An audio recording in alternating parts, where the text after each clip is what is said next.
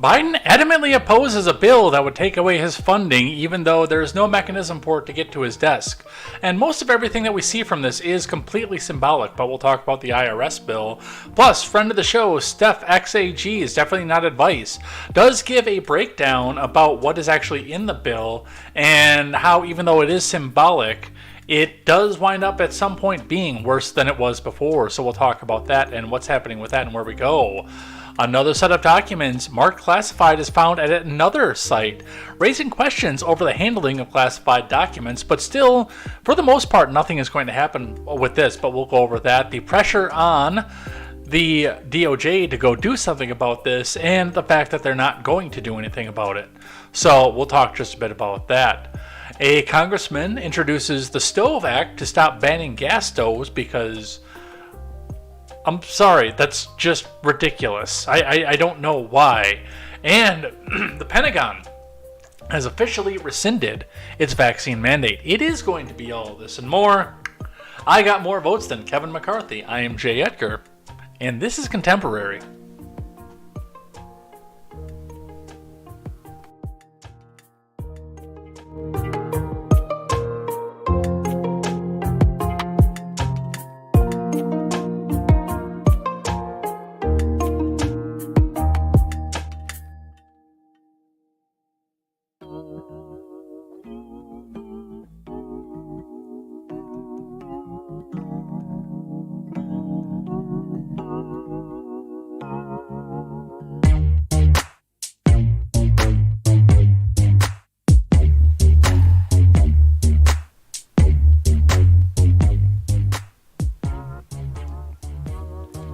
Good evening, everybody. Welcome to Contemporary. My name is Jay Edgar. Might be a little bit of a more low-key and chill stream tonight here because, well, some jackass, and I apologize for my language. I know I try to keep it clean because sometimes my nieces and nephew watch the show and they're very young. And I know others of you have kids in the room, but I just got to get frustrated with this one here because some jackass decided to start yelling right outside my window at about 1 o'clock this morning. And well, I didn't get back to sleep until 4, and I get up at 5 for my new job. So I am feeling it right now. In fact, I went low carb again over this past weekend, and I went out and got a big bag of those Snyder's pretzel, the seasoned broken up pretzels, because it was the only thing, throwing a few carbs back into my diet, was the only thing that was going to keep me awake for the rest of the day. So we could go over the news, and we have plenty to go over here today over on Contemporary. But before we get started, make sure you guys go check out great programming such as The Daily Ignoramus, The Breakdown with Birkenhoff, The R-Rated Conservative, The Porch Boys. Go check out Tweets by Brit, Mr. Behavior, and the No Gimmicks podcast as we attempt to bring forward a news experience that comes from the common man for the common man. And by the way, I do see some new names in here and a bunch of people that aren't up there lurking here. Reminder, if you are lurking on this program, I don't get to a lot of the chat during the program, but if you get at least one message in, I do write your name down in this notebook, and at the end of the week, I say thank you to everybody who chatted. And the only way I can say thank you to you, even if you're lurking, is if you get at least one message in throughout the course of the program. I know Gaines called it at one point his submission for his weekly, what did he call it? The dopamine boost for getting me to say his name out loud. So yeah, go ahead and get that in and make sure you chat a little bit. But we got a lot to go over here today, so we're going to get started. And we're going to start with the finance. Whoops, wrong scene. There we go. We are going to start with the finance for the day. On the Dow to start with, the Dow actually had another up day at 33,973.01. Wasn't quite able to crest the 34,000 mark, but given the rally that we see coming here and what we may see off of inflation, this actually may rise up and touch 34,000 again. It took forever, but unfortunately, one of the big problems with that is with recession looming, we are setting to have another negative year in growth for stocks and probably the economy as well. But we'll talk about what's happening with that and where that goes. Looking at your Bitcoin. Your Bitcoin is at $17,905 US dollars and 20 US cents. That is up $463 even, and that is 2.65%.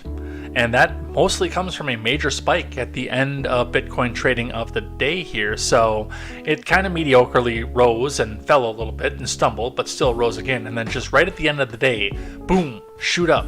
So, hey, if you're into Bitcoin, it looks like if you bought some of it while you're on sale, you're going to start to see a return. Aren't you excited? That's what we have for that. Looking into the gas prices in Madison, We are at the Quick Trip coming up on the north side is at 309. The BP is at 310. Mostly the prices are staying the same. The Quick Trip on the east side dropped a penny to 297. The Quick Trip entering the Isthmus is at 310. The Amoco is at 306. Coming out to the west side, the Quick Trip there is at also 297. Woodman's does not have a price listed.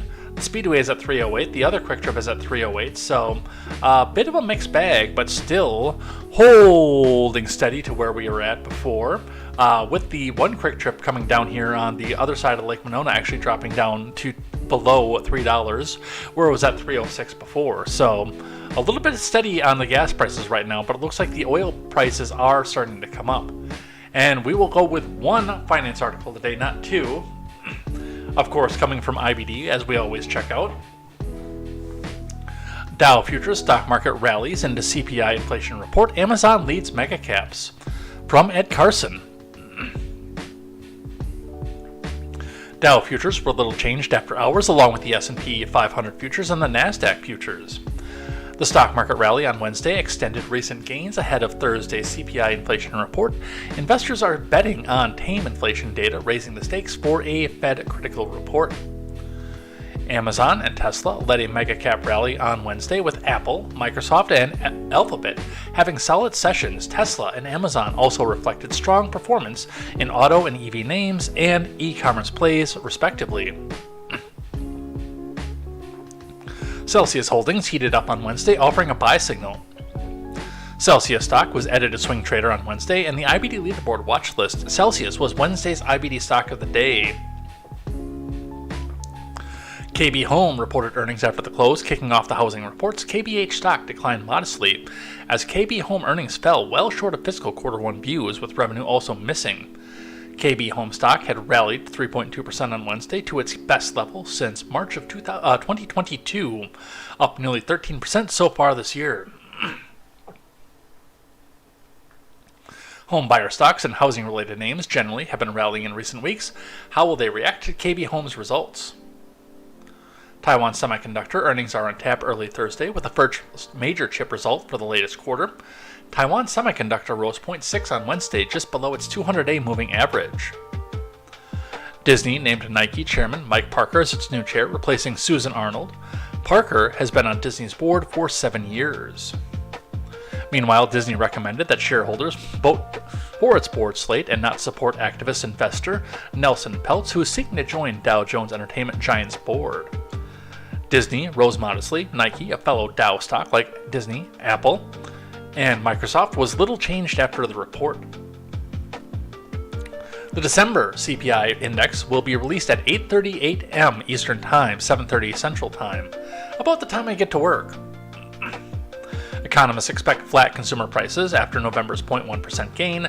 Core CPI is seen rising 0.3% after November's 0.2 advance.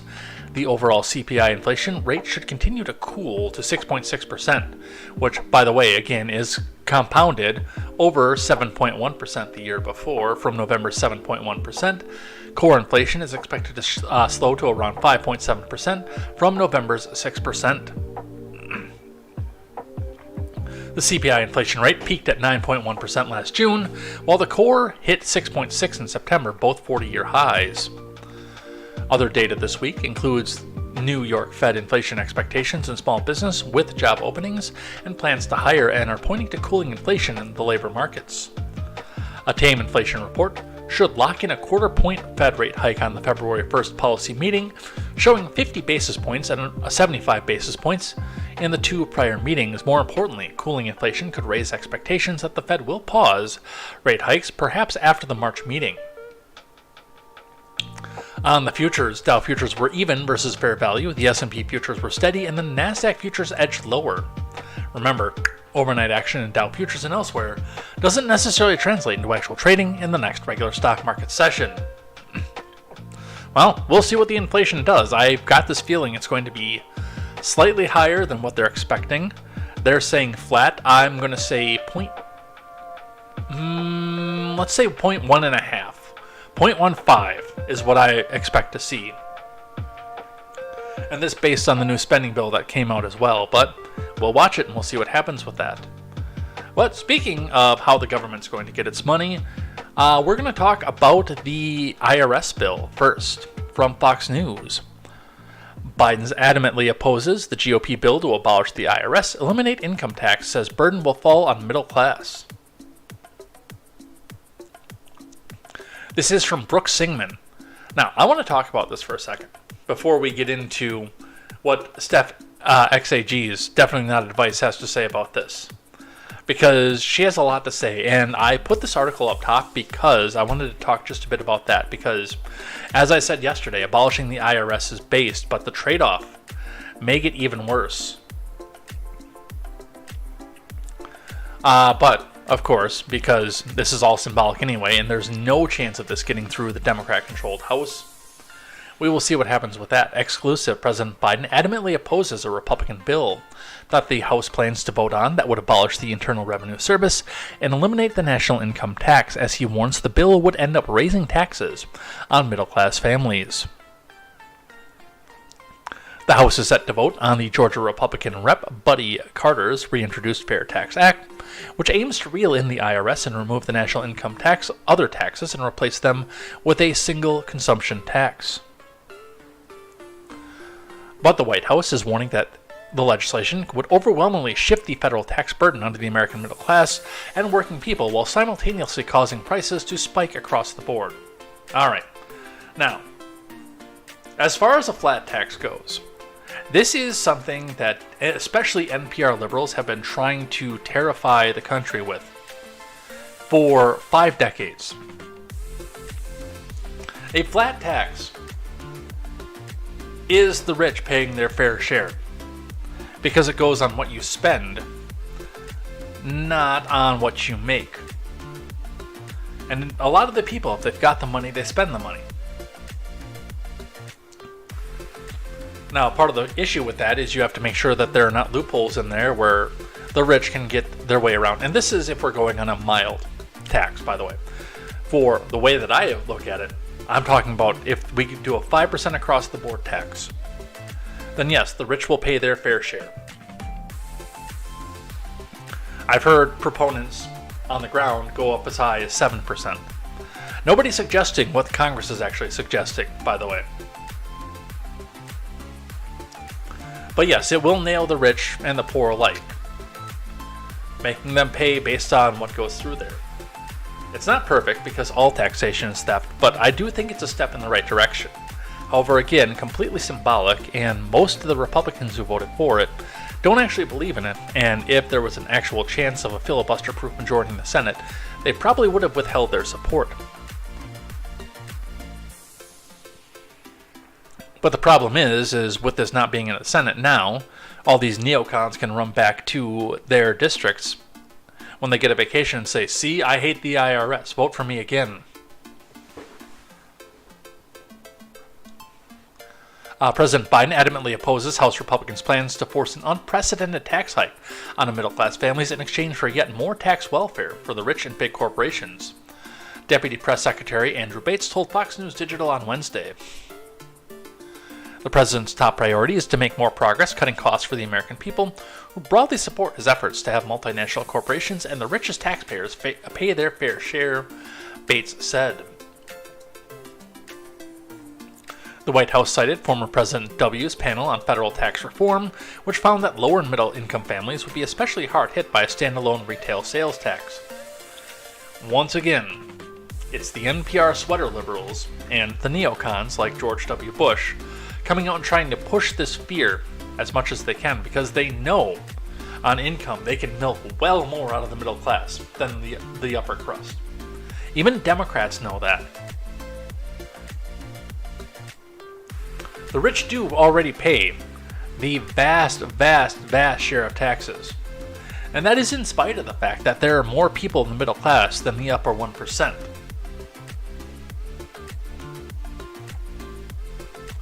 And under a consumption tax, they would do the same. But also not under numbers like the GOP suggested. So I've got this, it's a thread from Definitely Not Advice. If you are not following, and we have to go all the way back here, and we're going to read this in its entirety too, by the way, so strap yourselves in. If you are not following at Still Not Advice on Twitter, what's wrong with you? Go follow this chick. She's in the Discord too, by the way, so you can ask her questions there. At StephXAGs. The Fair Tax Act of 2023, and it's all bullshit. A thread. Starting with a quote tweet of herself. Get effed, 23%.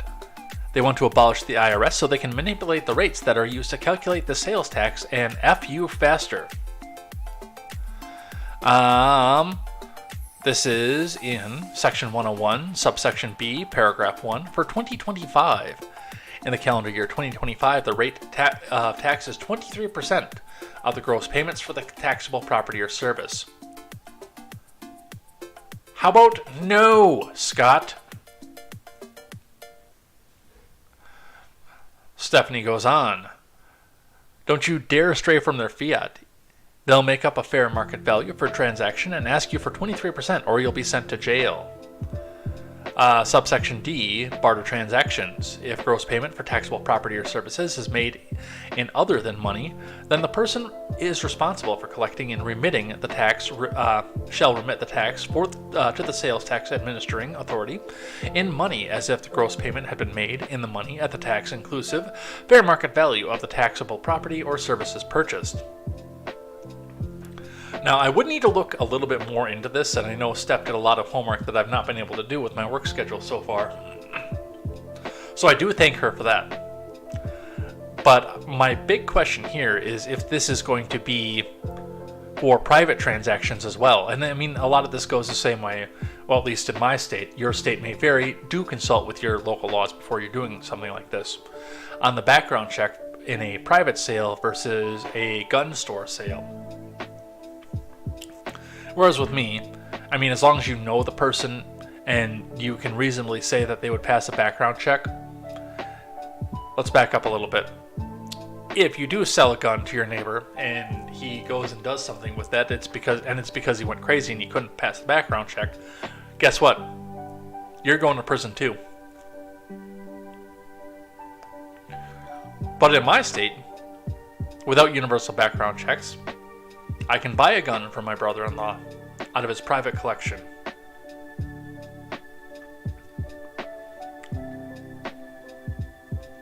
And not have to worry about the background check. But if I go into his store, because yes, he is the gun dealer, then before I pick anything up off the shelf, he will have that form in front of me and tell me, hey, fill it out.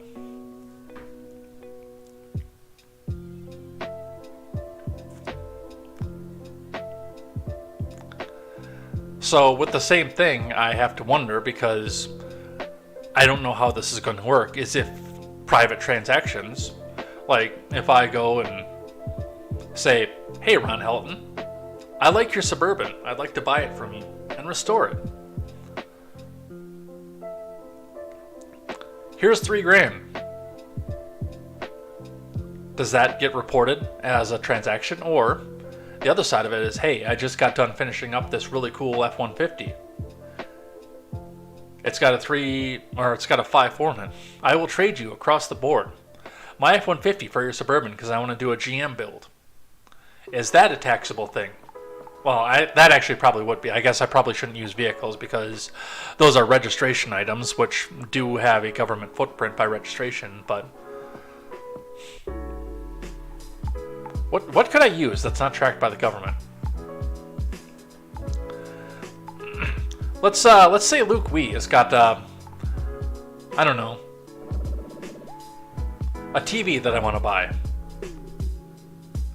I just dropped my 32-inch TV. I say, hey, Luke Wee has got a nice 32-inch TV that he's got on the Facebook Marketplace. You know what? I'm gonna go buy that. $60 across the table. Do I have to go back and report that? Or, hey, I've got a knife set here that I want to get rid of because I just got a new one. I know you need a knife set. I'll trade you my knife set for the TV. Or does this all go through retail and small business items? This I don't know.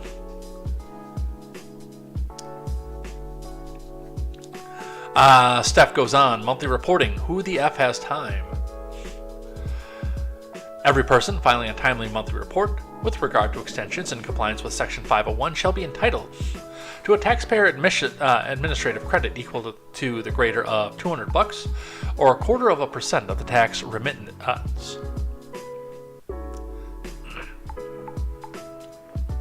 Don't worry, you'll get a sales tax rebate monthly from the Social Security Administration.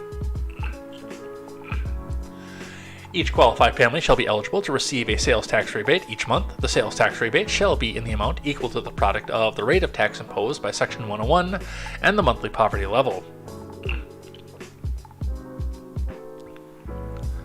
You must register your family to receive such a rebate. If you don't within 30 days, you forfeit such rebate until you cure the failure to register. Which, that's literally exactly what it says.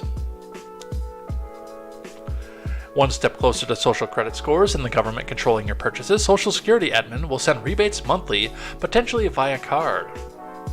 And yeah, there you go. She's absolutely right. Anytime the government does something electronic that's not in cash, that's pretty much the time where if you say something against the government, your card disappears.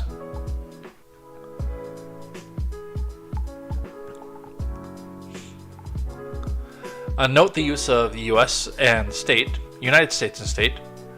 The U.S. government is a corporation, and you'll never change my mind. Yes, it is, even though the leftoids will never ever want to admit that it is run like a corporation. It is a corporation. Remitted to the U.S. Treasury by such state, and if the state administering state. For the purposes of this section, the term administering state means any state which maintains sales tax and enters into a cooperative agreement with the Secretary. Don't worry if your state can't remit to the Treasury in 5 days, they just pay a measly 150% of the federal short-term rate, which I'm assuming will raise state sales tax. Yes, it will.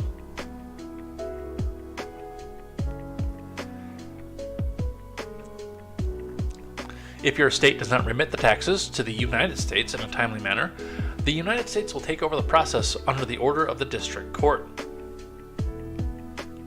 thus further eroding the 10th Amendment.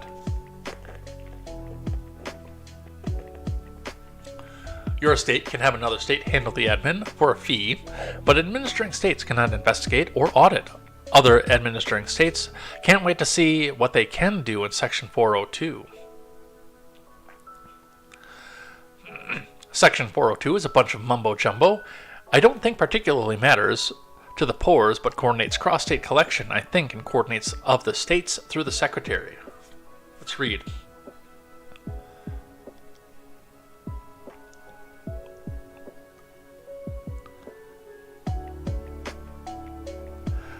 Basically what it looks like here, and just reading through this, is it allows the states to come back over and create a super corporation and put this effort together.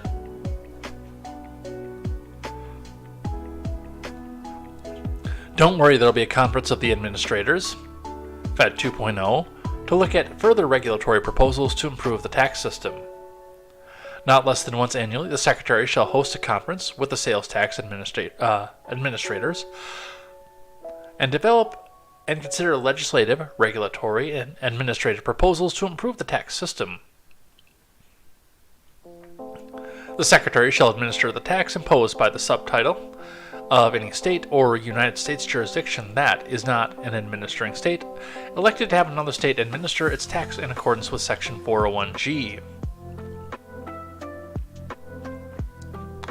The determining destination section is interesting due to the use of United States and state or territory, which makes me believe they are trying to close the corporation association loophole.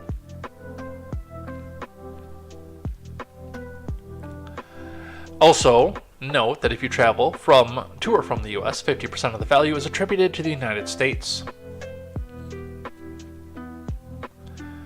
The IRS has been rebranded as the Office of Revenue Allocation to help administering states determine the destination of all these taxes. Destination being who is responsible for collecting said taxes to the best of my understanding. Oh look, the Chief Counsel for Advocacy of the Small Business Admin can offer input on how small businesses are going to get effed by the proposed regulations from the Secretary, and the Secretary can tell them to piss off. This says, after publication of any proposal or temporary regulation by the Secretary relating to internal revenue laws, the Secretary shall submit such regulation to the Chief Counsel for Advocacy of the Small Business Admin. The Chief Counsel for the Advocacy of the Small Business Admin shall submit comments on such regulation to the Secretary. And the Secretary shall consider the comments. A state has jurisdiction over gross payments within their state, unless, of course, the federal government does. A state jurisdiction, a sales tax administering authority, shall have jurisdiction over any gross payments made which have the destination within the state of said sales tax administering authority. Federal jurisdiction, the grant of jurisdiction, subsection, shall not be in derogation of federal jurisdiction over the same matter. The federal government shall have the right to exercise preemptive jurisdiction over the matters relating to taxes imposed by this subtitle.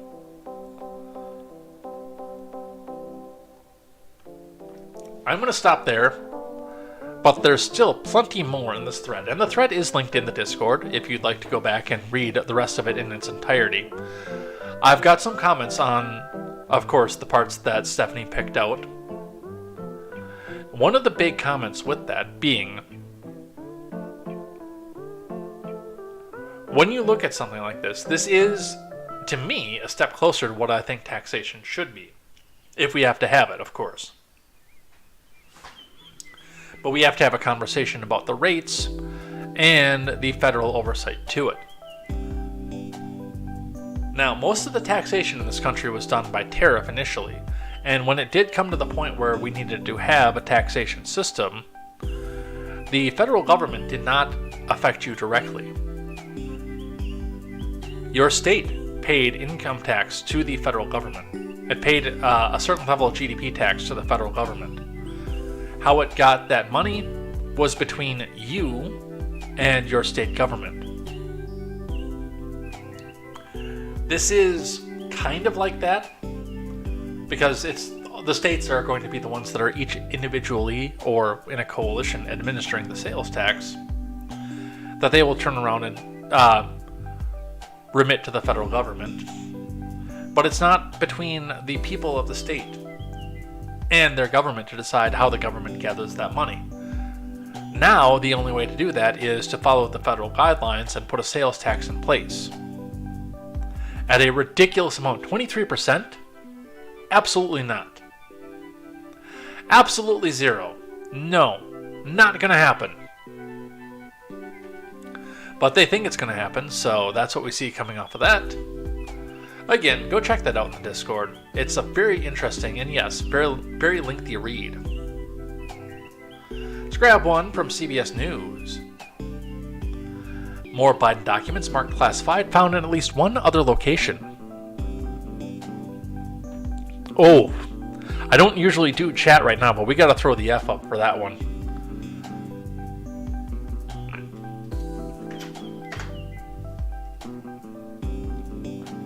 That is terrible news. And I hope that surgery goes well. Oh.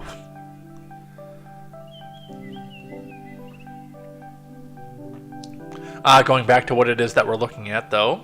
From Adriana Diaz, Arden Farhi, Andres Trier.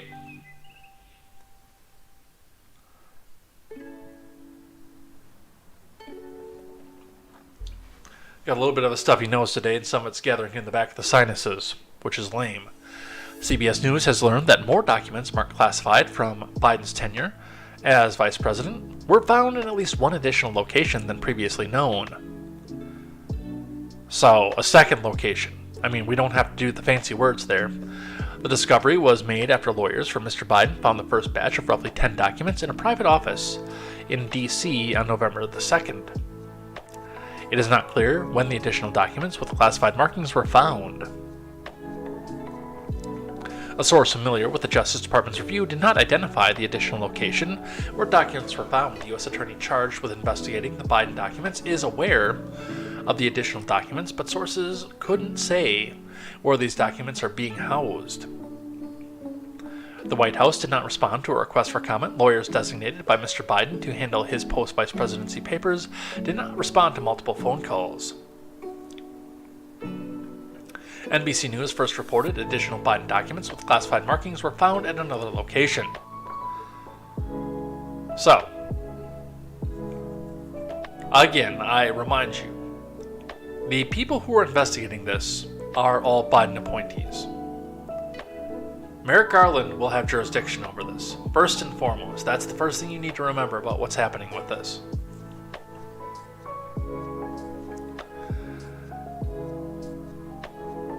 And again, my big thing is I do wonder if some of this is a general toss under the bus. He served out his purpose. He is getting even more senile. And now they may be looking for a way to get rid of him. To look at this in a purely grassroots point, the way that the mainstream media is presenting it to you, however, one of the things to pay attention to is the way that this is all communicated, the way that they talk about all of this. And what I mean when I say that is, let's look at the fact that this is going out there. This is... We'll look past what the Democrat propagandists want to say about the Trump location and the Trump documents. Whether or not he intended to have them, we won't discuss any of that off the bat, but in the situation, he knew what all documents were there. He was in contact with the National Archives and kept them in a safe, hidden away. In fact, so well hidden, some may say, even though they were all in the safe, that the FBI felt the need to go rummage through Melania's wardrobe, which probably all got burned and started over, by the way.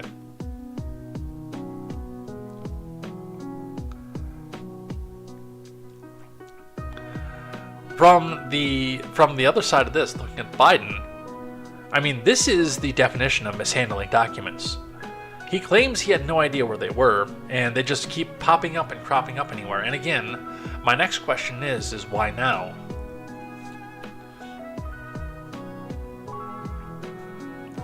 So, that's what we have going on with that. I have some more coming from this. Biden surprised at document discovery, says he doesn't know what was in them. From Olivia Orlander.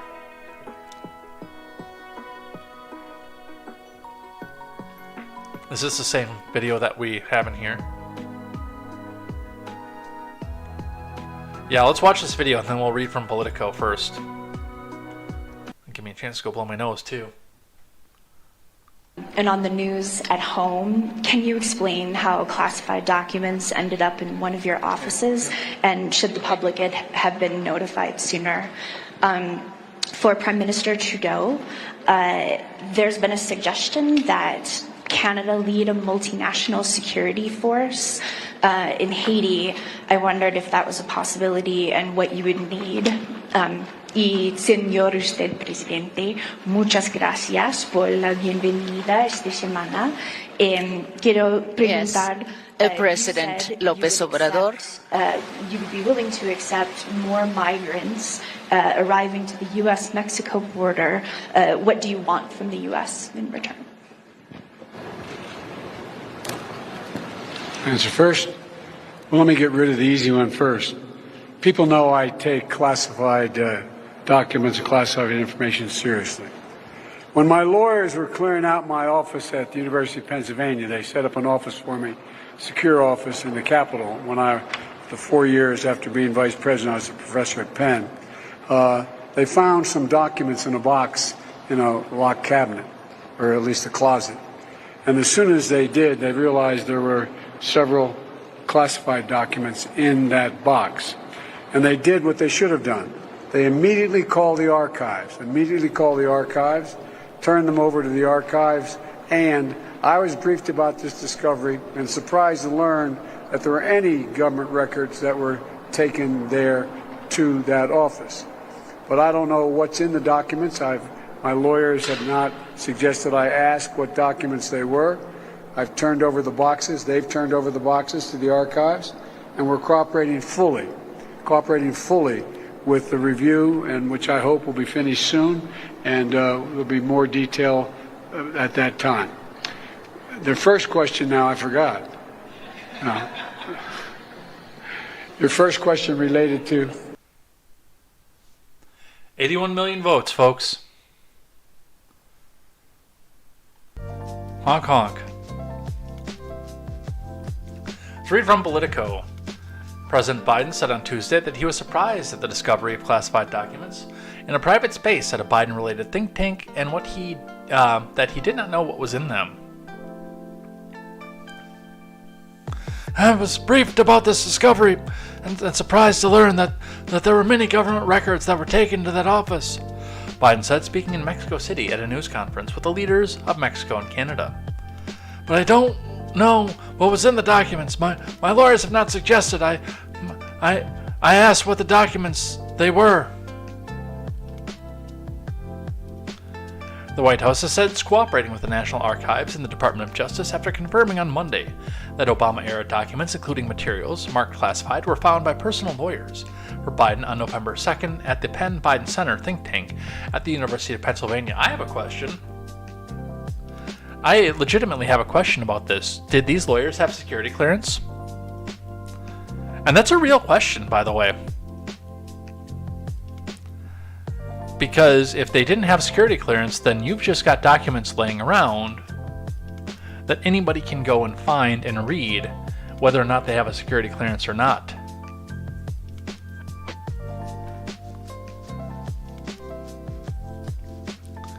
People know I take classified documents, classified information seriously, Biden said, confirming he was cooperating. The president reiterated that his lawyers immediately turned over the documents to the archives after realizing they included classified material. The lawyers found the material in a box in a locked cabinet, or at least a closet, Biden said. But did the lawyers have security clearance? That's the question. Now, logically, I would think that yes, as lawyers for the president they would, but I don't know if that's the case or not.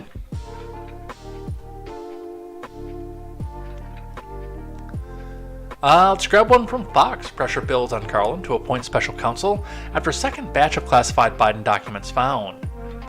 And yet, nothing is going to happen.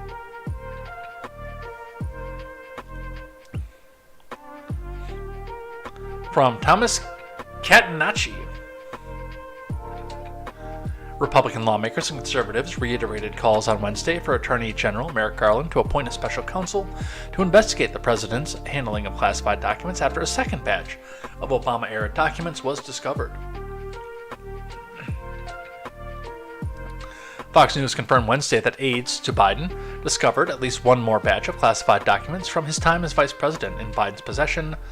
The finding comes just days after the White House revealed Monday that Biden's personal attorneys handed over a trove of classified documents found at the president's D.C.-based think tank, the Penn Biden Center for Diplomacy and Global Engagement, to the National Archives. Troy Nehls of Texas tweets out, Attorney General Garland must appoint a special counsel. Right, but he won't. The House Judiciary Committee, GOP, which is led by the panel's chairman, Jim Jordan, similarly tweeted that it was looking forward to Democratic lawmakers calling for a special counsel to be appointed. Well, they won't. If you believe a special counsel is necessary to assure the public about the handling of classified documents by Donald Trump, you should apply a special counsel to the mishandling of classified documents by President Biden when he was vice president. Oh, we didn't do that in the right voice, because that's Lindsey Graham. That's what I think, sugar. The revelation that classified documents were found in Biden's possession came months after a similar situation related to former President Trump's handling of classified documents. Following a months-long dispute between Trump and the other Department of Justice, FBI agents executed a search warrant of the former president's home in Mar-a-Lago to collect any classified documents he still obtained. Well, I guess I'll believe it when I see it, but I don't believe that this is ever coming. Joy Behar, back in the news here. Johnny Midnight tweets out, Joy Behar doesn't think Biden is a liar and a thief. Biden has never told the truth. Does she live under a rock? Let's listen. Really, I think that what you just said is right, that there are differences in what happened. Yes, but the optics are not good. Well, we all know that Trump is a liar and a thief. You know? We know that. So it's not that big a jump to say that he obstructed and he lied. We don't think that Biden is a liar and a thief, so we give him the benefit of the doubt. That's partly what's going on. But what I think also is going on, no matter what the truth of it is, Whoopi, they will spin it, Bubblehead and Marjorie Taylor and that crowd, Matt Gaetz. You think they're not going to spin this, that it's just as bad as Trump? And so the lie gets out there, people believe it, just like that Donaldson person, whatever his name is. Byron. What's his name? Byron Donalds. I saw him also. He was at the fight on the floor, too, wasn't he? He was nominated for Speaker a number of times. By two people. He's the new darling. One of the 15 rounds. But I mean, what I'm just saying is that the lying has been so invasive, so ubiquitous, that no one will believe the truth anymore. And that you can put that at the feet of Donald Trump, who started the lying. So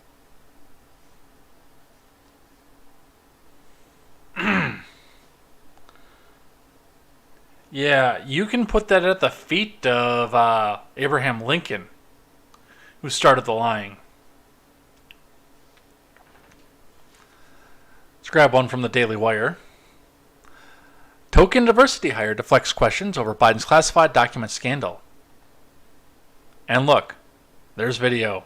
Does it queue up? No, it's a 5-minute video though, so we'll actually look into some of it until, well, basically I get bored. White House press secretary, token diversity hire, dodged questions Wednesday about the emerging scandal involving classified documents from President Biden's time as vice president that could have been found at his private office in a second undisclosed location.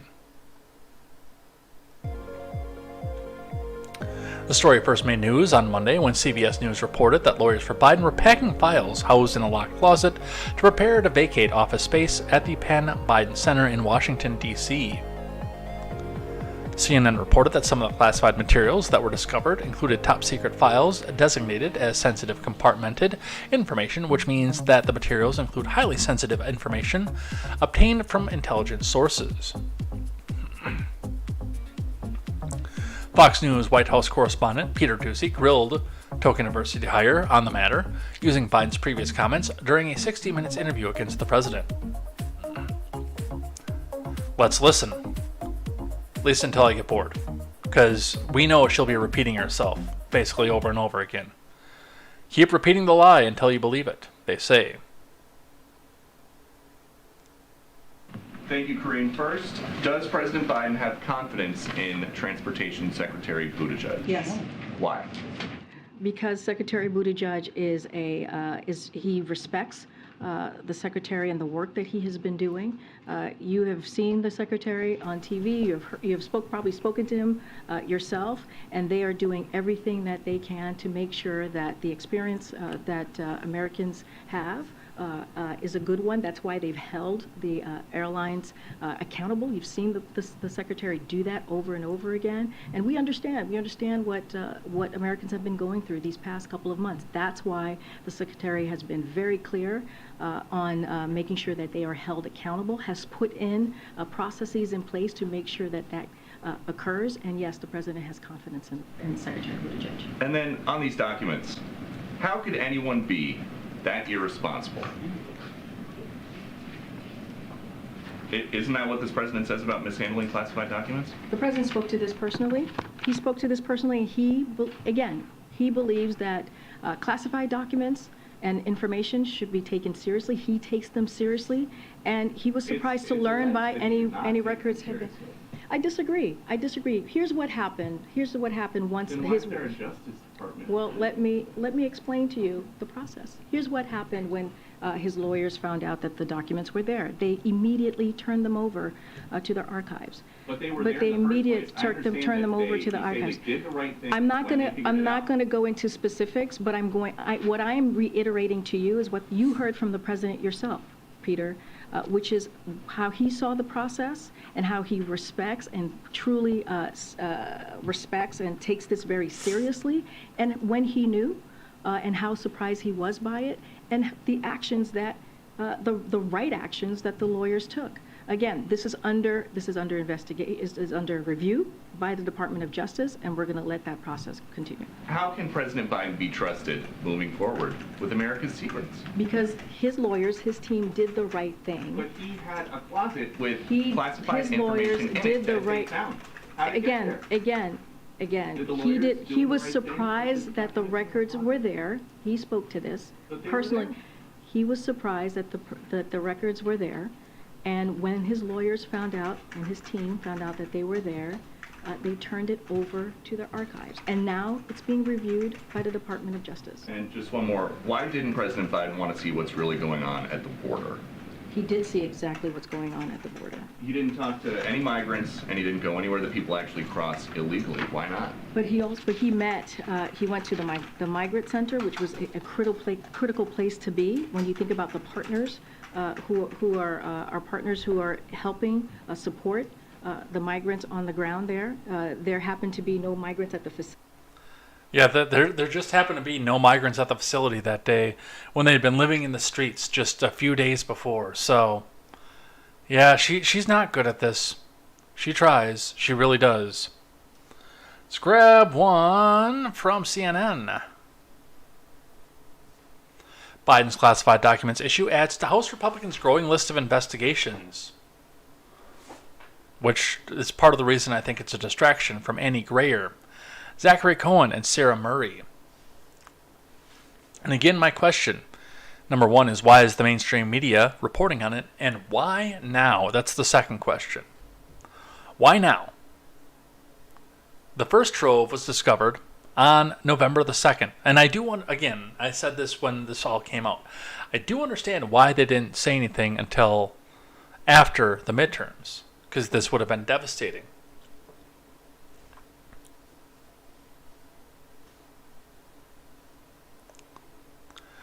As House Republicans officially take over Congress and clamor to investigate the Biden admin, a new line of attack fell squarely in their laps.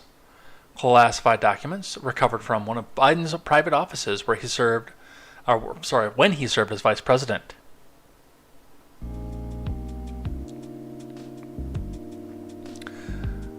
President Biden has been very critical of President Trump mistakenly taking classified documents to the residence or wherever, and now it seems that he may have done the same.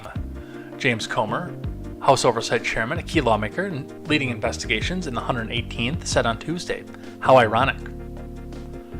The news of Biden's possession of classified documents and the prompt Republican response that followed came as Congress voted Tuesday to establish a panel engineered to investigate the weaponization of the federal government, adding to an already growing list of oversight priorities. House Republicans have laid out now that they have committee control of subpoena power. The party line vote was 221 to 211. Republicans have vowed to investigate broad swaths of issues ranging from Hunter's business dealings to the border to the origins of the Pinko Pox to the U.S. withdrawal from Afghanistan. Many of the probes could serve as a launching point to litigate Democratic-led investigations into former President Donald Trump, Russia, and even seek to portray law enforcement agencies and Twitter as political, which they are. With a broad mandate to investigate all ongoing criminal probes of the executive branch and a whopping budget, the Select Subcommittee is bound to set up a showdown with the Biden admin and law enforcement agencies. A lot of people are interested. Incoming Judiciary Chairman Jim Jordan, an Ohio Republican, told CNN, "We'll be overseeing the Select Subcommittee. I've had lots of people talk to me, so that's good." Well, I think, again, a lot of this is a distraction, and I think a lot of this is going to be used as an insistence now to say, okay, well, if we prosecute Biden about this, then we have to go prosecute Evil Orange Man, which seems to be the end result of everything. The why now is the thing that bothers me the most, and it always has. But I've got a feeling we've got plenty more showdown to go with this one, and we'll continue to watch and see what's happening. A little bit more on the Biden admin for us right now from News Channel 3, CBS. Does not tell me where this is out of, but given the fact they're talking about Kalamazoo and Van Buren County. This is probably somewhere around the Michigan area of sorts. Why are there video games up here? Can I go on News Channel 3 and play video games? Is that what happens? Congressman Wizenga introduces Stove Act to stop banning gas stoves or ranges. Republican Congressman Bill Wizenga announced Wednesday the H.R. 263, the Stop Trying to Obsessively Vilify Energy, or Stove Act. I want to know who the person is that comes up with the acronyms and how much he gets paid. I don't remember that job at Career Day, but it looks like this would be absolutely fun. Federal regulators shared their want to ban gas stoves with the commissioner of the U.S. Consumer Product Safety Commission, stating any option is on the table, according to Wizenga.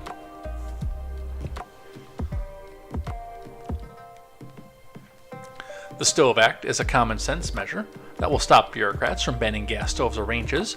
Americans should have the ability to choose the most affordable and most available way to cook food in their own homes.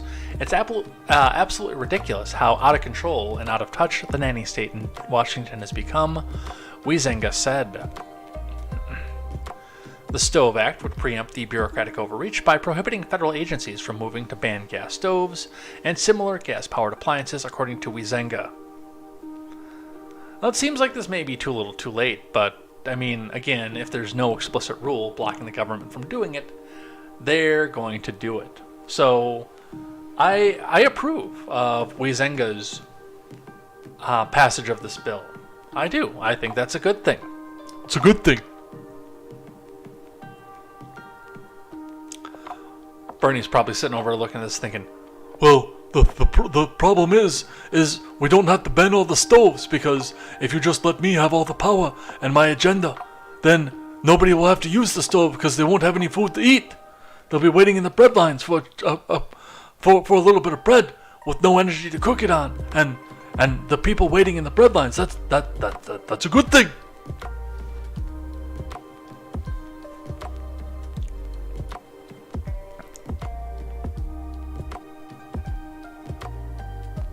But apparently Biden is against this. From CNN, Biden not in favor of ban on gas stoves, White House says. From Megan Vasquez.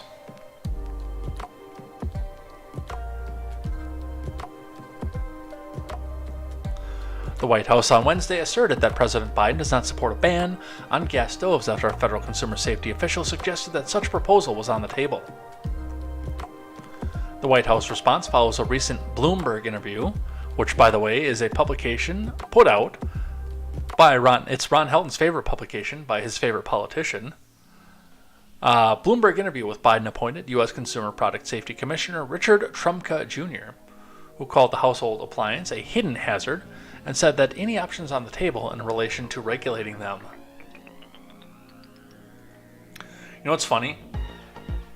And I regularly had some smoke in my place because I cooked on cast iron, and getting the temperatures on an old beat-up electric range was a little bit different, but that was typically coming from oil or whatever I was cooking in the cast iron pan and not the heat source itself.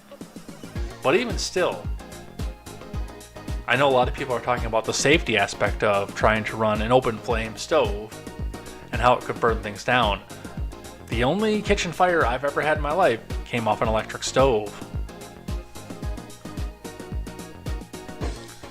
Products that can't be made safe can be banned, he added. Besides a ban, other options include setting standards on emissions from the appliances, Trumka said.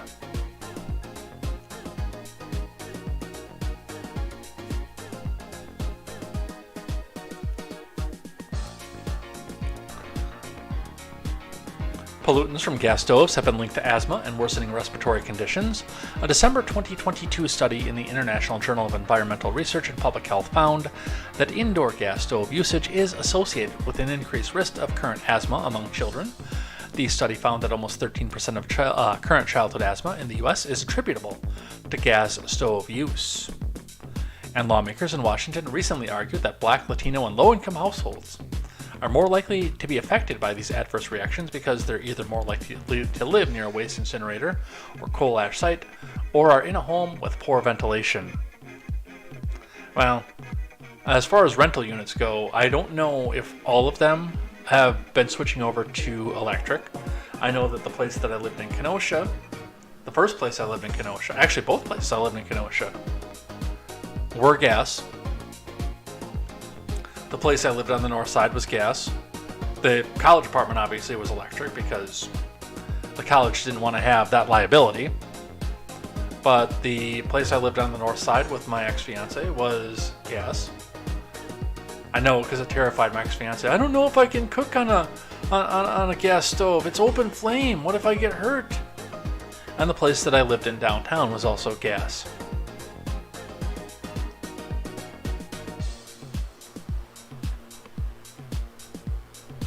But they've always got to bring race into it too, so. But Biden himself has no interest in any of this. AOC Biscuit takes a shot at Ronnie Jackson over gas stoves. Jackson nukes her. From Daily Wire News. Alexandria Ocasio-Chavez, D-Twitch, was mocked online Wednesday after an image emerged of her using a gas stove purportedly in her residence, after she previously stated that exposure to gas stoves could cause cognitive issues. Consumer Product Safety Commission Richard Trumka Jr. remarked Monday in an interview with Bloomberg that gas stoves present a hidden hazard and said any options on the table for banning the appliances. We know all this. Ronnie Jackson, a former White House physician, responded on Tuesday, "I will never give up my gas stove." "If the maniacs in the White House come for my stove, they can pry it from my cold dead hands," he said. "Come and take it." To which Chavez, quote, tweets out and says, "Did you know, Papi, that ongoing exposure to NO2 from gas stoves is linked to reduced cognitive performance, okay, Papi?"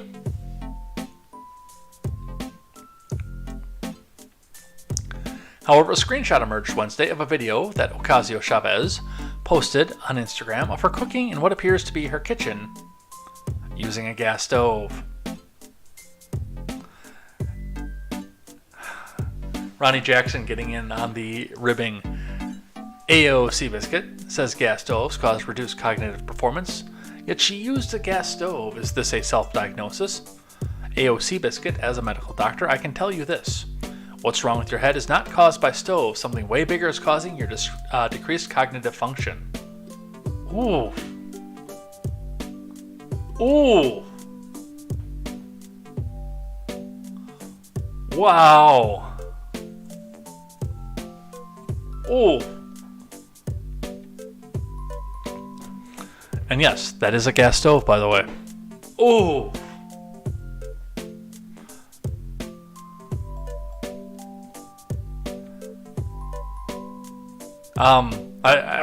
Wow. That insult coming back. Yes, I'd like somebody in the live chat to call the police because I just witnessed a murder. Wow. Oh. Ooh. The vaccine mandate is over if you're in the military. From CBS News. Pentagon officially rescinds COVID vaccine mandate. From Eleanor Watson. The Pentagon has removed its mandate that all troops receive a vaccine, a jab, against the pinko pox. Lloyd Austin, in a memo Tuesday, announced the official end of the requirement, but said commanders will continue to promote and encourage the vaccinations. The annual defense budget bill, signed into law in December, required that the vaccine mandate be rescinded. Yeah, well, no refunds. The Pentagon instated the mandate in August 2021 after the Pfizer vaccine was formally authorized by the FDA. Over 2 million service members, or 96% of the military, both active and reserve, have received the pinko pox jab. According to the memo, no adverse actions will be taken against service members who have been seeking exemptions to getting the vaccine, and any service member who received a letter of reprimand or some other adverse action will have it removed from their record.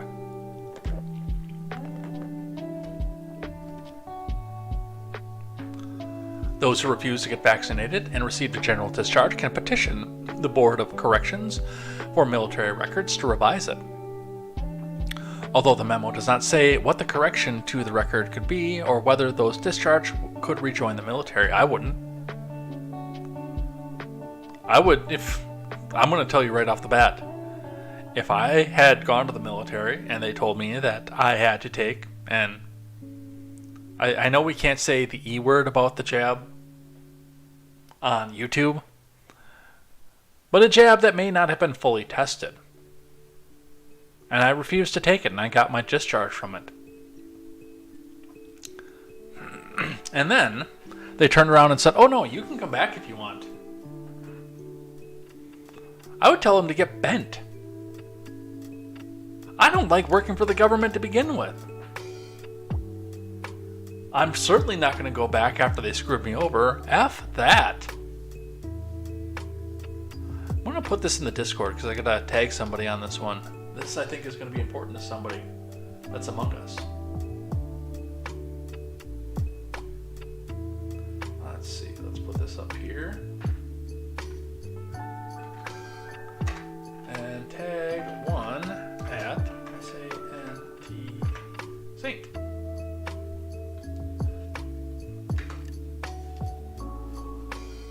Because I know he had a big concern about this. When he did Red Ned Show, one of the big concerns that he had was his brother was going to continue his career in the military and had to take this. From the Blaze. Byron Donalds refuses to back down when MSDNC's Joy Reid questions his ability to lead. With video. Byron Donalds shot down MSDNC host Joy Reid, Joyless Reid more like, on Tuesday for diminishing his accomplishments and reducing him to a mere diversity pick for House Speaker.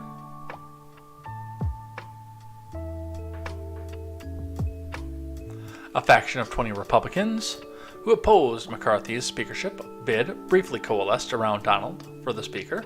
Across several ballots, Donalds earned 20 votes. He won the speakership. Or had he won the speakership, Donalds would have been the first black House Speaker ever. Which, of course, we can't have that because the first black anything has to be a Democrat. I wasn't trying to hide it, Grant. I do that all the time.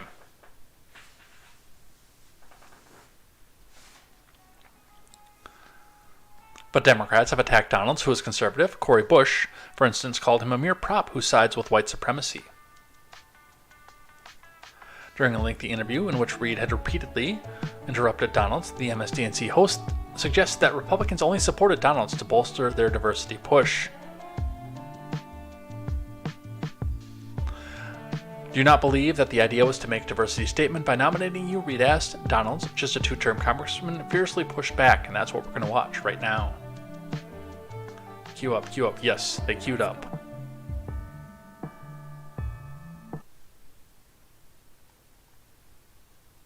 Into some of the other things. You were nominated for Speaker. Yeah. You've been in Congress one term. Yes. Well, what were your qualifications to be Speaker of the House? Well, look, I think my colleagues, they recognize my leadership, and they've seen it in many leaps and bounds, Can you even give specifics? in one term. Secondarily, I've served before at the state level, now here at the federal level. What were your Third, specific qualifications to be Speaker? I actually understand budgets. I understand what the long-term ramifications what are. What is the job of the Speaker? Hold on a second. We have to have a conversation. I'm trying. What is You're cutting me off. Hold on. What is the job of answer. Speaker? Can you explain what the job of Speaker is? Because the job of Speaker doesn't have to do every single member of Congress has served in. Okay, what is the job? The job of the Speaker of the House, number one, is to actually make sure that the Congress is operating on time. It largely sets the agenda for the conference.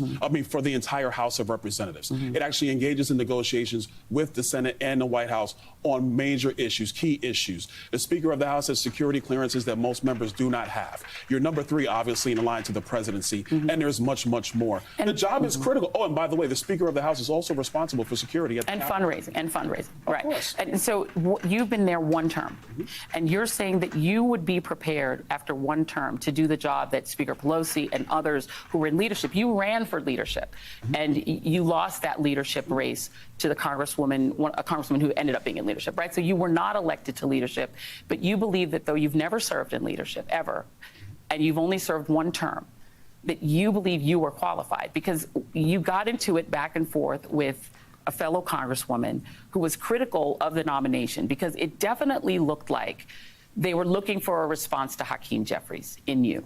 No, that was not any. Because you've literally been there for one term, so you've never been in leadership. I'm asking you the question. I'm answering. That's what. Am I allowed to And the answer? reason I'm asking that, I'm just going to ask you this question, is one of the things that, I don't know that you said it, but members have said, is that they wanted to highlight the diversity of the conference. There are 4 African American members in the House caucus, the Republican.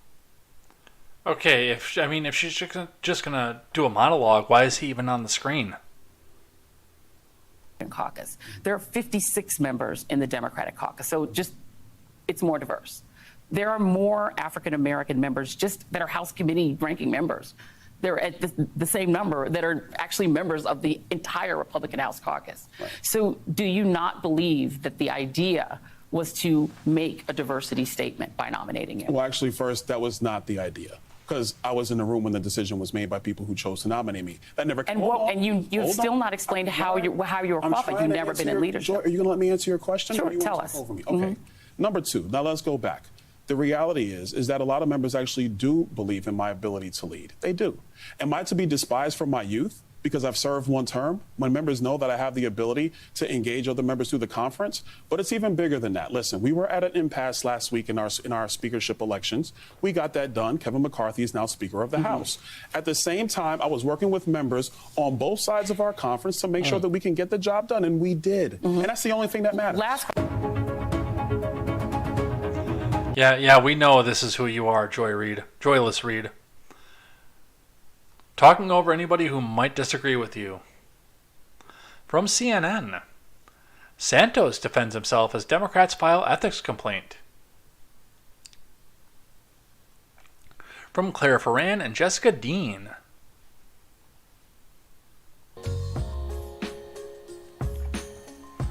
Rep. George Santos, the recently elected GOP congressman from New York, who has admitted to lying about parts of his resume, defended himself and his record on Tuesday, as 2 House Democrats filed an ethics complaint against him. Richie Torres and Daniel Goldman announced Tuesday that they're filing a formal complaint with the House Ethics Committee requesting an investigation related to Santos's financial disclosure reports. Santos insisted that he's done nothing unethical and brushed off any concern about the ethics complaint. They're free to do whatever they want to do, he said about Democratic colleagues, announcing they are filing a complaint against him. I've done nothing unethical. In a letter, Torres and Goldman write that they're requesting an investigation of Santos for violations of the Ethics in Government Act by failing to file timely, accurate, and complete financial disclosure reports as required by law.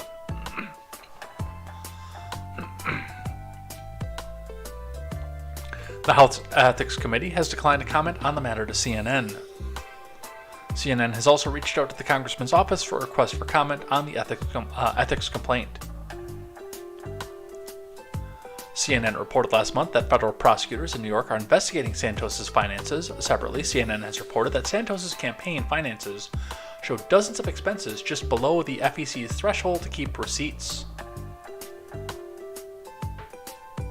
Like, what, did he go buy a bottle of soda or something? Santos has faced growing criticism from congressional Democrats and some Republicans after he admitted to fabricating sections of his resume, including his past work experience in education. Alright, that's all well and cool. Number 1, just like what we did with letting the members of the opposition party kick people off of their committee assignments. You've opened the door to let this go in the other direction. That's first and foremost. But number 2, just like I said, and I didn't like Marjorie Taylor Greene, but just like I said with Marjorie Taylor Greene, when they started talking about expelling her from Congress for what she did during her campaign cycle. Every time they talked about expelling Lauren Boebert. Every time they talked about making an example out of Biggs. What the fuck is this? Or Gosar. Every time they talked about that.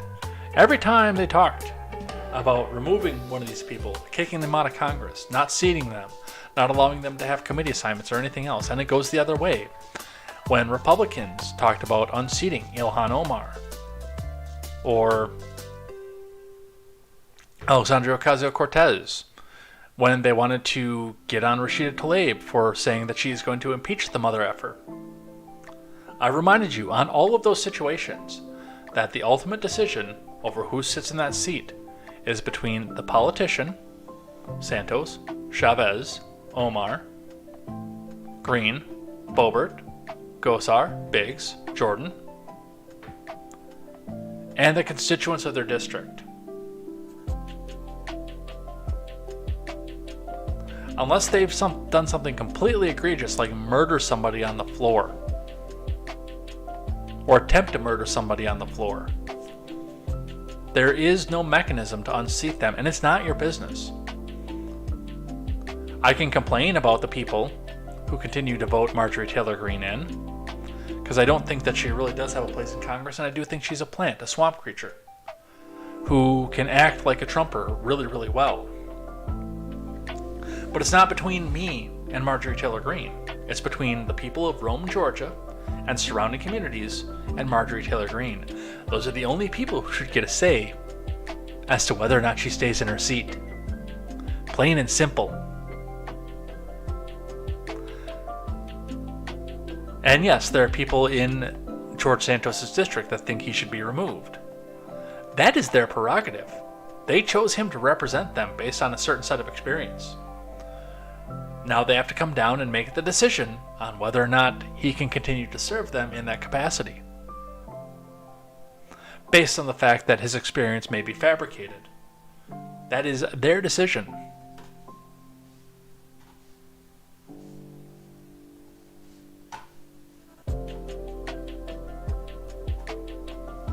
Should probably put the live chat back up, huh?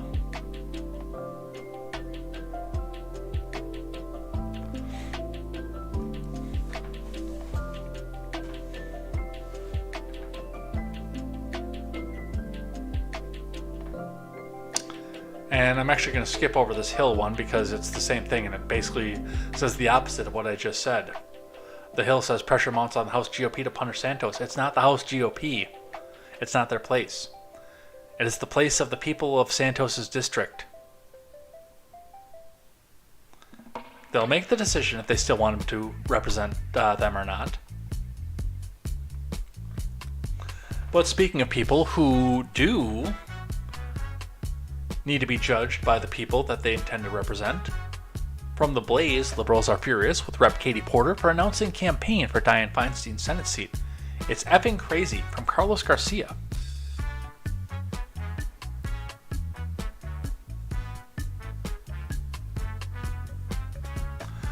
Katie Porter of California announced her campaign to usurp Democratic Senator Dianne Feinstein's seat on Tuesday, and some of the left were outraged at what they saw as very bad timing.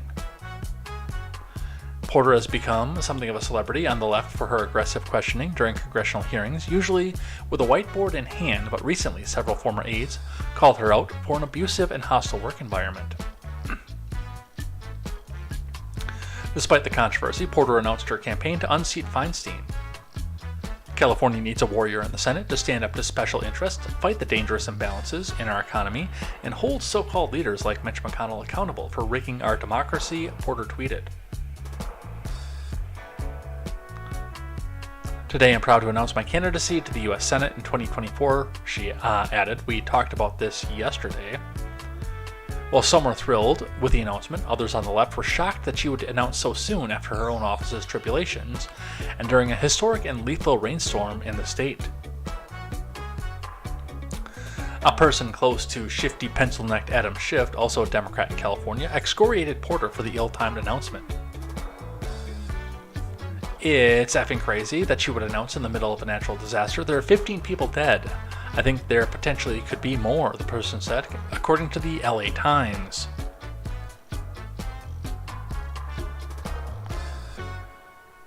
Yeah, I know that Grant is saying that Santos pretended to be some things that Grant didn't like, so it made him look worse in Grant's eyes, but there's also something he pretended to be that our mutual friend Sal absolutely hates.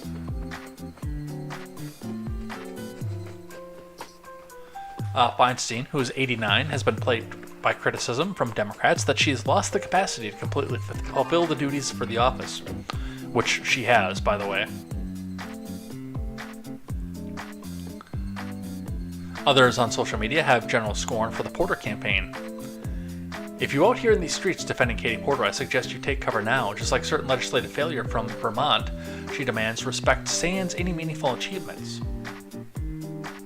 Responded one critic, she should have enough respect for Senator Feinstein to not do this until she makes a decision. What has whiteboard Wanda accomplished for her to think that she is entitled to her seat? Well, she got famous for essentially just being a Democrat, is what she did.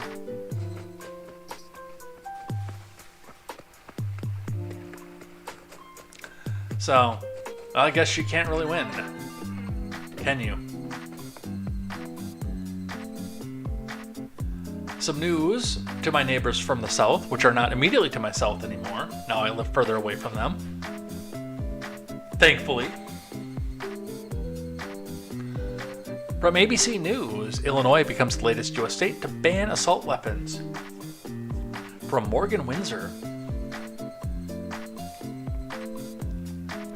Illinois on Tuesday became the latest U.S. state to ban the sale or possession of assault weapons. Just hours after the legislation's passage in both chambers in the Illinois General Assembly, J.B. Pritzker signed the Protect Illinois Communities Act into law during a ceremony at the state capitol in Springfield. Supporters, some of them were gun violence survivors, erupted with applause and cheers as the governor presented the signed document. I'd like to see if this gets challenged and if the Supreme Court would take this up or not. The new law bans assault weapons, including some semi-automatic firearms, along with high-capacity magazines and rapid-firing devices. I know somebody who lives in that state that has what they would consider an assault weapon, but actually I know two people. I'm not naming names, but I know two people who live in that state that have what is considered to be an assault weapon.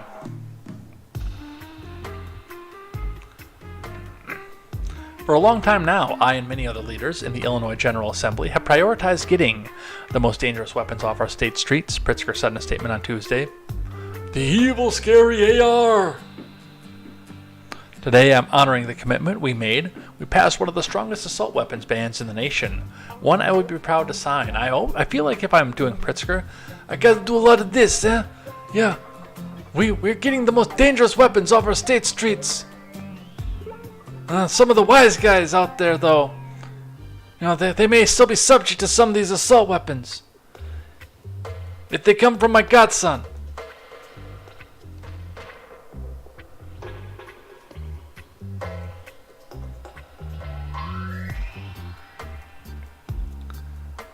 If you live in Illinois, get out now. Chilaga, I'm talking to you, by the way. And MK2. I know 3 people who have an AR platform rifle in that state. I just realized.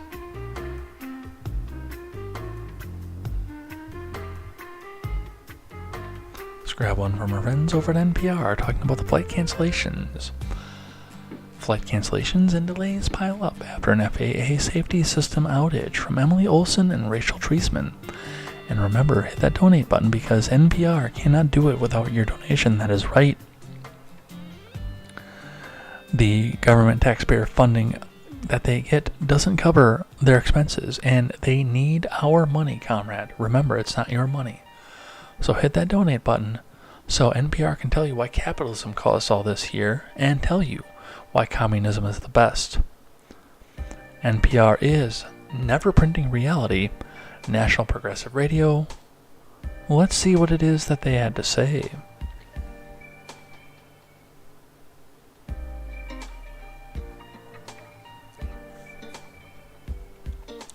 Thousands of flights are delayed or canceled after the Federal Aviation Admin ordered a nationwide pause on domestic flight departures on Wednesday. The FAA system for alerting pilots and airports of real-time hazards called NOTAM, Notice to Air Missions, went dark around 3:28 a.m. Eastern Time, sparking safety concerns. As of noon Eastern, more than 6,988 flights into or within or out of the country had been delayed, and just over 1,100 had been canceled altogether. That's funny. I bet you we're not going to hear a peep out of the people who want just one airline defunded over all of this.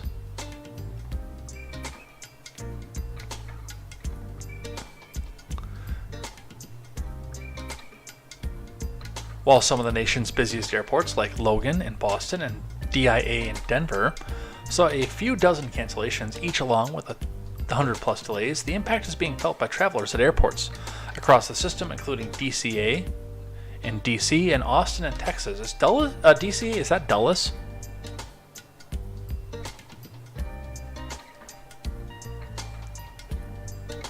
A total of 21,464 flights were scheduled to depart the U.S. airports on Wednesday, with a carrying capacity of nearly 2.9 million passengers, Reuters reported, citing data from aviation analytics company Cirium. The FAA had opened a hotline to address equipment issues by 5:58 a.m. Eastern Time, as some NOTAM functions began to come back online. By 0900, the system had been fully restored and flights began to resume, and airports were urging travelers to check with their airlines for updates if they had travel plans on Wednesday. And again, because this appears to be a large organization that caused a lot of people to lose their flights and not be able to get home and not be able to see their families, and it was caused by a government agency. I mean, is it time to start calling for the shutdown of the government? If you do it, I am with you.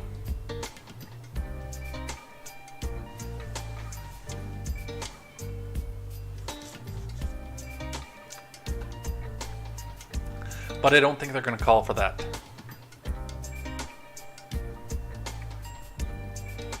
BlackRock is cutting up to 500 jobs. Report coming to the New York Post via Reuters. We're going to lose our jobs after trying to buy up people and keep them out of the housing market. You know who you work for. I have no sympathy for you.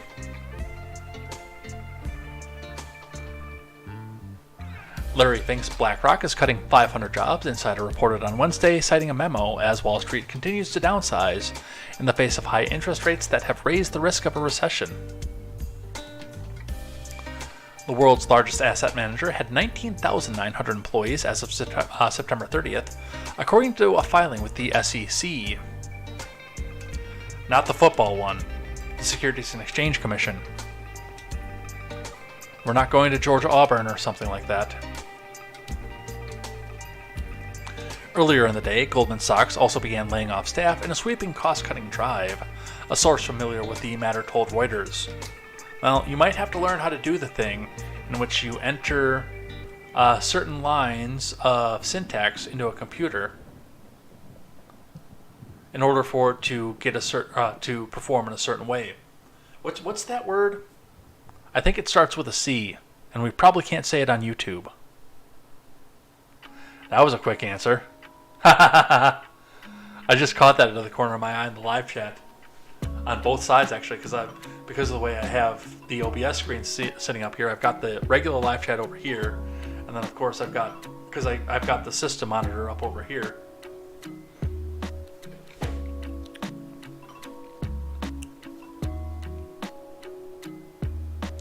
The Insider report comes a month after BlackRock Chief Financial Officer Gary Shedlin said the firm was freezing most hiring and reducing expenses due to short-term performance challenges. The company is expected to post a 22.4% drop in fourth quarter profit to $8.09 a share when it reports results on Friday, according to Refinitiv estimates.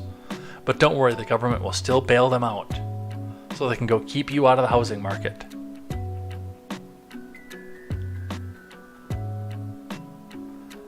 I care, obviously, because this actually does affect the way that we do finance in this country. But as far as concern for the people who are affected by this, I'm sorry. I just can't feel bad for you. You know who you work for. It's kind of the same thing for me, is I take the customer side, and I don't know if you guys have ever seen Clerks. It's probably one of my favorite movies. In fact, if I can find a way to stream it, that goes outside, like if I can find a way to stream it that doesn't get blocked out because of Netflix or Amazon Prime or something, I will do a movie night and we will sit and watch Clerks in the Discord, because that is my favorite movie.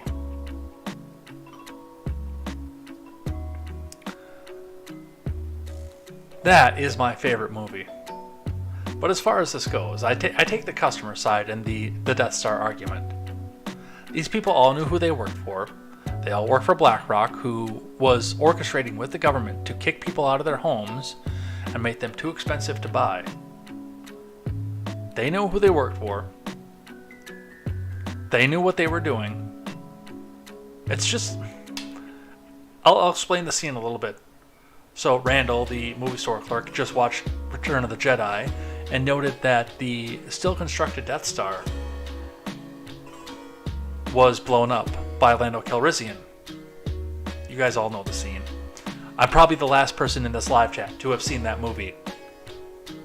Return of the Jedi, not Clerks. Randall, being bothered by this, points out the fact that anybody who was on that Death Star was an innocent bystander, an independent contractor, because there's no way that they'd be able to get the project done quickly and quietly without hiring outside help, not just stormtroopers. His justification being, you think a stormtrooper knows how to install a toilet main? No, all they know is killing in white uniforms. Which they don't even know the former on that. And a customer comes in and talks about his experience with that, because he was a roofer, but he saw who the client was, and it was a notorious mobster. And he decided not to do it. And he passed the job along to a friend of his who wound up getting killed by the notorious a hit against the notorious mobster because he got greedy and took the job. A good contractor listens to this, not his wallet. The same thing with a good employee. BlackRock is a bad company. And I have no sympathy for you for working for BlackRock and then getting laid off. Because you help facilitate part of the housing crisis that we're in today.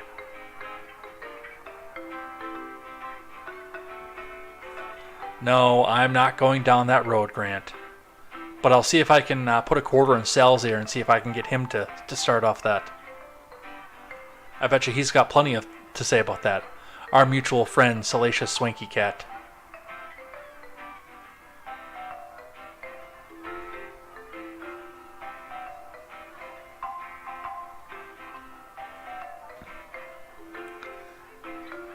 Alright, and the last two that I have, we might just consolidate to one. We will read from 4029 News first, and then if we need to get more information, we'll go from NBC4. But a newly filed Arkansas bill would classify drag shows as adult entertainment. From Brett Rains and Adam Roberts.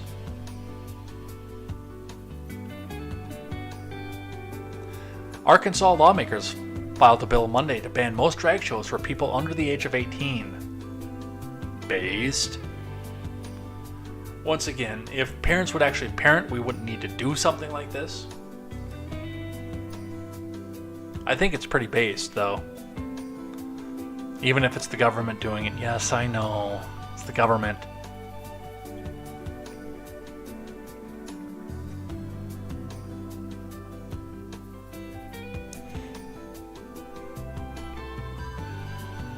If approved, the bill would classify a drag show as adult entertainment inside an adult-oriented business.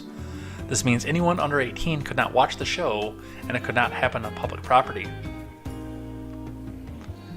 Senator Gary Stubblefield of District 26 and Representative Mary Bentley of District 54 sponsored the bill and say it's about protecting children.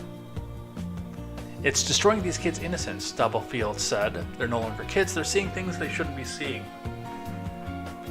The bill defines a drag performance as one in which one or more performers exhibit gender identity that is different from their assigned sex by using clothing, makeup, or other accessories. It's prohibiting any drag queen performance in front of where minors are present, Bentley said. It counts as a performance if it involves singing, dancing, lip syncing, or other types of performance for an audience of at least 2 people, regardless if it's free or not. Patty Johnson, who performs drag as Lady Cakes Monroe, opposes the bill. She has performed drag for all ages for more than a decade. So, is that a dude or a chick? Because typically Patty's a chick name. And if you're performing drag as Lady Cakes Monroe, then you're not actually in drag.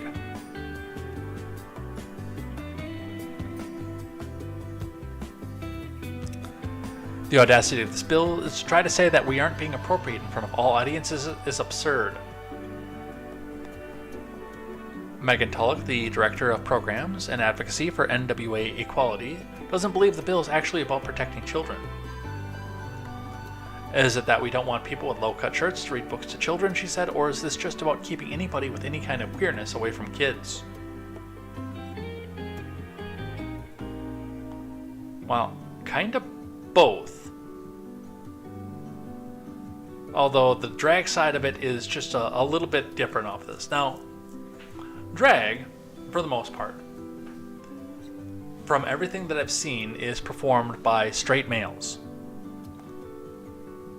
who go out on the weekend. They continue to function in their normal lives as men, but then they go back out on the weekend and throw on the super high pumps, so they walk a certain way, with gigantically oversized prosthetic boobies and excessive makeup, sometimes looking in a demonic fashion, and low-cut shirts and short skirts with large amounts of jewelry, doing an act similar to what that Dylan Mulvaney thing did.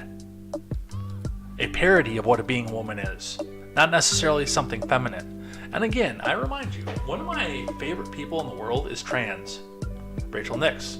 You saw her on Red and Ed right before we switched over to KTZed Redemption. Probably one of my favorite people on the face of the planet. But she doesn't go out and do a caricature of a woman. She is way more muted. In some cases, she actually passes. Like when I first met her, I knew, but it's just at some point I've seen her in the recent past, and it's like, if I didn't know, that would just be another chick to me.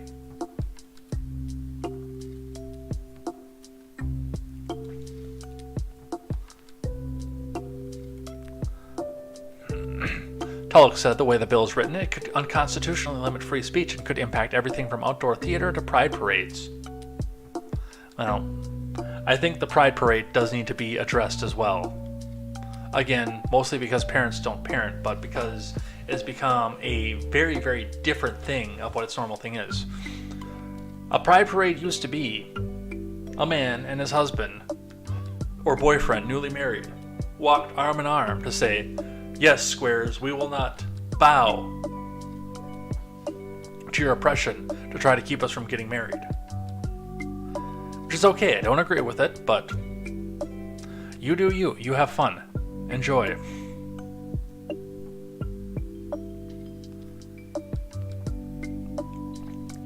But now, especially with kids watching in a public place, yeah, it's cool if you want to go back and express the fact that you enjoy the company of other men if you're a man, or other women if you're a woman.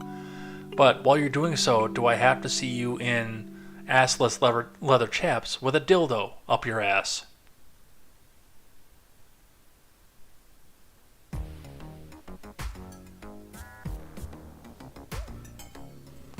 I'd rather not see that if it was me. So again, the fact that the government has to step in and do this, I am opposed to. But the general premise of this, I wish the parents would do. Because this is about parenting and making sure your children see a wholesome lifestyle, not people who are really making fun of women.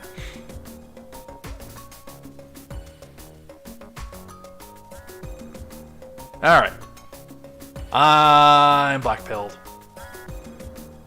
But it's a good thing it's Wednesday, which means that today's outro is something that restores my faith and something I'm thankful for. Kind of mixed together.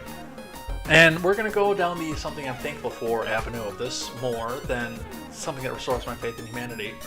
So recently, most of you guys know at this point that one of the reasons that I chose the particular market that I moved to is because I'm much closer to family and can build a community of my own, whereas when I lived in Redacted, I had no community. I had the community in the Discord, yes, and I am thankful for you guys, by the way. Do not take what I'm about to say as me saying, okay, this wasn't enough. But like, I was coming home and either being on Discord, cleaning my tiny apartment, and doing really nothing much of anything else. It had been pushing 9 months since I'd been on a date. Nobody knew anybody, and no matter what, it's just like I never felt welcome where I was. Where I worked, obviously, because I outperformed everybody that I worked with, but outside of that, it didn't feel like there was any community there.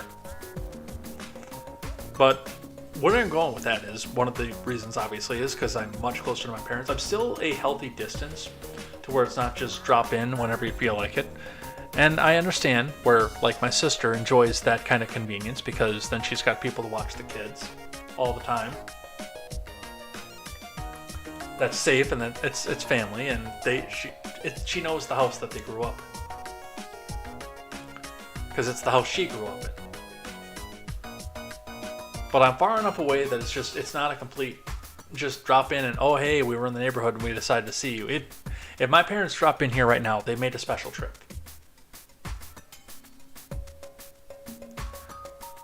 But with that being said, on the other end of things with that, I am thankful that it is close to a point where it's just like get up in the morning and go. Like if I wanted to go to Madison or something back where I used to live, instead of planning an entire day trip, being on the road for 4 hours, finding podcasts to listen to, or a Discord conversation to be in, to where I can actually still get there and get stuff done in the day that I get there. So I went up on Sunday, because I had to work on Saturday. I went up on Sunday and did my wash at my parents'. The washing machine in the building, this tiny closet that I live in, not the washing machine works fine. The dryer doesn't dry crap. So I've been resigning to every couple weeks just going up to my parents' house and doing it up there.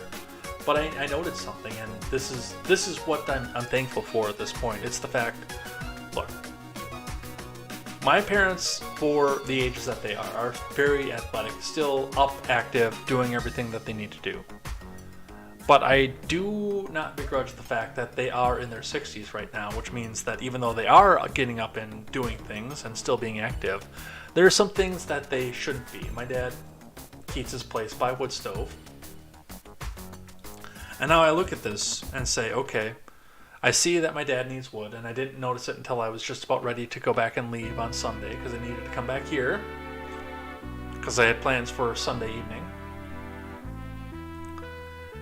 And I didn't look at that and say, okay, I need to budget for a full tank of fuel an entire day to come up and go help, either go get the wood myself or go help him go and get it, one of the two. But I'm here to a point again where if I get up early on Saturday, I can get up, get that taken care of, and still be back here for gaming stream on Saturday. But I can go back and help and make sure they're taken care of. And I'm thankful for that. I really do. Between the pay raise, between the potential that is coming out of my new job, and some of the things that people have said about me, where I'm at, about where they want to see me, which could come with another pay raise, and the fact that I can be there and make sure my parents are taken care of, I'm thankful for the move that I made. I'm thankful that I'm here. As nervous as I was, and you guys, I talked to you guys about it before I went off the air for the 2 weeks when I moved, is one of the things I'm most nervous about is going back down the road that I was at before I went in, because I'll admit that I sucked. I used to suck before I moved into my own place. The person that I was when I left Kenosha was not a good person. not a bad person. I'd already been kicked around enough to where I was starting to fix things, but I was not the benevolent, do everything I can for charity person that I am today. And I was afraid, and I thought that just that region of the country that I was in was what was driving me to be the benevolent, give everything I can to charity kind of person that I was. I was afraid that I was going to lose that. I don't think that's going to be a problem, and I do think that I made the right decision. So that is what I'm thankful for. That's what I'm doing good. And I will probably be going up on Saturday, but still probably have enough time, depending on how many loads we need to go run and get, or if I want to go play with Boom Boom Sticks. We can still probably be back here for Legend of Zelda on Saturday night. So that's a plus. But with that, we're going to head out of here for the day.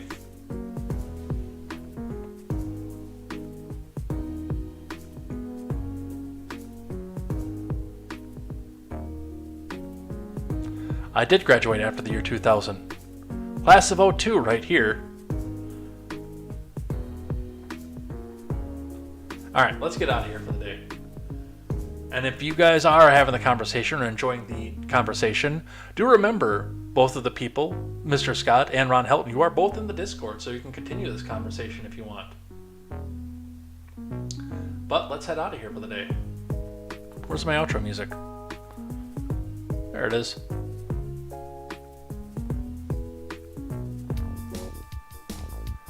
Alright, so thank you everybody who came by and chatted in the live chat. I think I'm getting a hang of how this microphone goes.